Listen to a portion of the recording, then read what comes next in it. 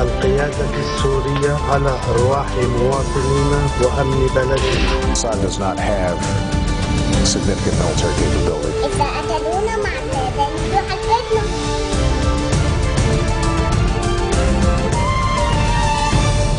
Bonjour à tous et merci de nous rejoindre sur Futur TV pour cette nouvelle édition de la rédaction. Voici les titres de ce journal.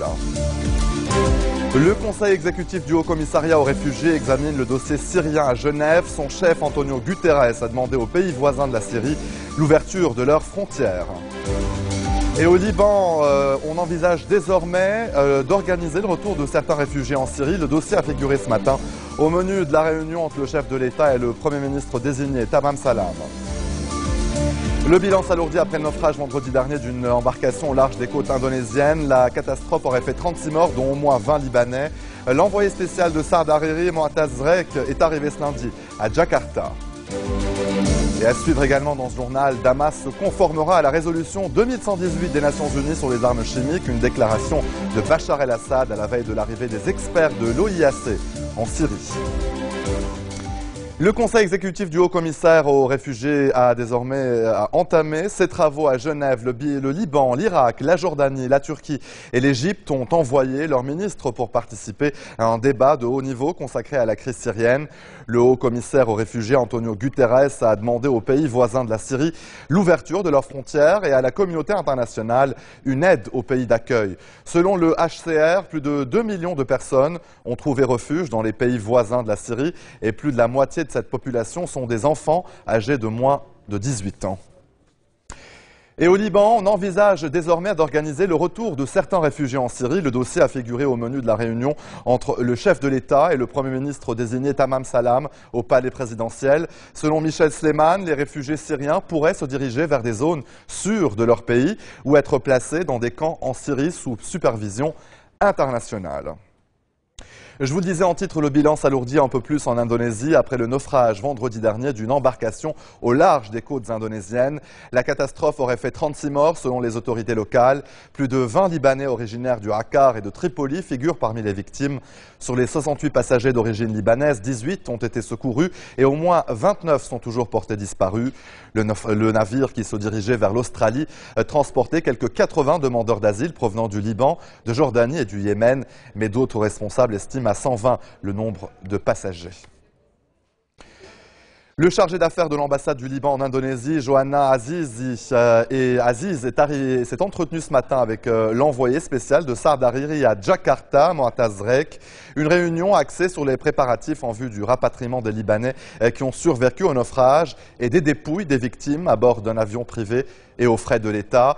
L'envoyé spécial de Saad Hariri s'est également entretenu avec l'ambassadeur du Liban en Malaisie, Ali Daher, qui a été dépêché à Jakarta par le ministère libanais des Affaires étrangères pour poursuivre l'affaire du naufrage. Une affaire qui a mis en lumière l'activité des réseaux mafieux qui organisent ces voyages clandestins en Australie. La justice libanaise a ouvert samedi une enquête. Des journaliers de l'électricité du Liban ont coupé ce lundi l'autoroute Charles-Elou qui relie Beyrouth au nord de la capitale. Ils ont également coupé l'autoroute de Jiyé au sud de Beyrouth après avoir été empêchés par les forces de sécurité intérieure de manifester à l'intérieur de la centrale électrique de la localité. Les journaliers protestent depuis plusieurs jours contre le non-versement de leur salaire depuis 2 mois et réclament d'être inscrits au cadre d'EDL. Les entrées du siège de la compagnie à Mar Mikhaël ont également été bloquées ce matin pendant plusieurs heures. Avec nous en plateau, Georges Salouane, spécialiste de la politique libanaise. Bonsoir, Monsieur Salouane. Bonsoir, M. Bebrelli. Alors peut-être partir justement du cas des contractuels de l'EDL pour parler justement au Liban d'un gouvernement paralysé et bien évidemment qui n'arrive toujours pas à asseoir sa sécurité, son pouvoir sur l'ensemble du pays. On l'a vu récemment avec les incidents à Baalbek. Écoutez, hélas, le Liban officiel est actuellement en pleine léthargie. Donc, personne ne bouge, personne n'ose prendre une initiative positive ou constructive. Tout le monde attend le mot d'ordre qui pourra venir aussi bien d'Arabie Saoudite que de l'Iran, c'est-à-dire des États-Unis et de la Russie. En conséquence, nous attendons un peu comment se dérouleront plutôt les pourparlers entre les ministres des Affaires étrangères américains et iraniens d'un côté, et comment on organisera les discussions ou le dialogue de Genève. Hélas, oui, nous sommes en pleine crise, en pleine léthargie, on n'ose pas prendre une initiative, essentiellement pour pallier aux problèmes sécuritaires qui sévit depuis un certain temps entre Tripoli, Baalbek, le sud, Saïda, et dont la raison essentielle, la cause essentielle, c'est la création du mini-État dans l'État. Nous l'avons toujours dit, nous l'avons toujours affirmé, un mini-État comme celui du Hezbollah, hélas, ne peut pas vivre et ne peut que causer d'ennuis aussi bien au gouvernement libanais, à l'État libanais, à la nation libanaise, qu'au Hezbollah lui-même, parce qu'actuellement, je ne pense pas que le Hezbollah soit dans une situation très à l'aise, très... Non, il est presque un peu dans une situation dans laquelle il n'aimerait pas qu'il s'y trouve, essentiellement puisqu'il s'immisce de plus en plus dans la crise syrienne. Donc le choix,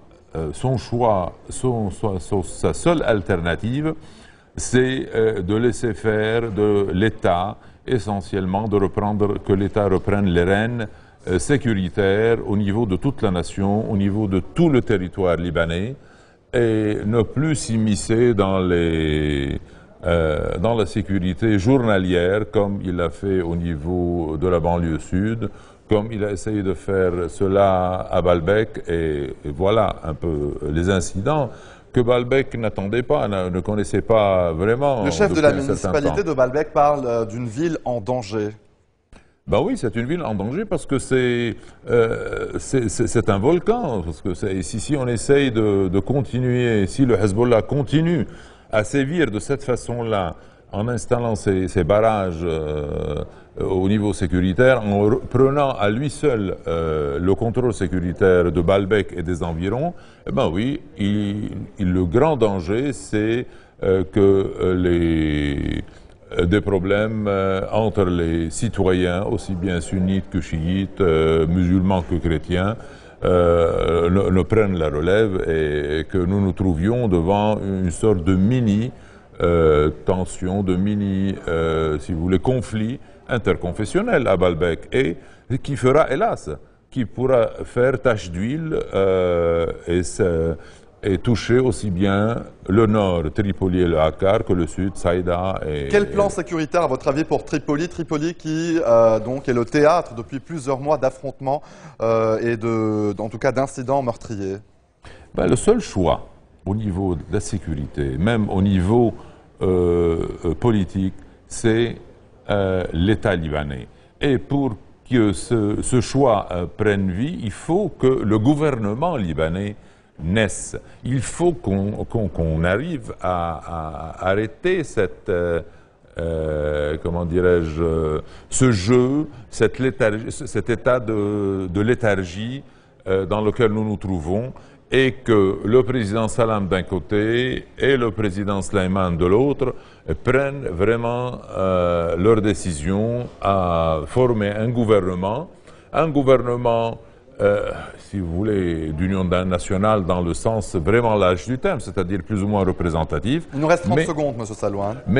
Mais qui puisse gouverner au moins au niveau sécuritaire et au niveau des problèmes économiques et sociaux, essentiellement que nous sommes devant un grand problème qui est celui des réfugiés syriens, du nombre énorme de réfugiés syriens qui se trouvent sur le sol libanais en ce moment-là et qui va grandir encore plus et qui va former presque 30% de la population libanaise avec tout ce qu'il y a comme problème économique, problème social, problème d'éducation, problème de santé et coût économique de plus de 8 milliards de dollars de pertes jusqu'à présent au niveau économique.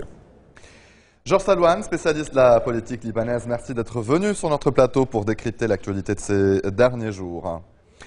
Restez des nôtres. Au retour de la pause, une série d'attentats à la voiture piégée a fait au moins 50 morts ce lundi en Irak.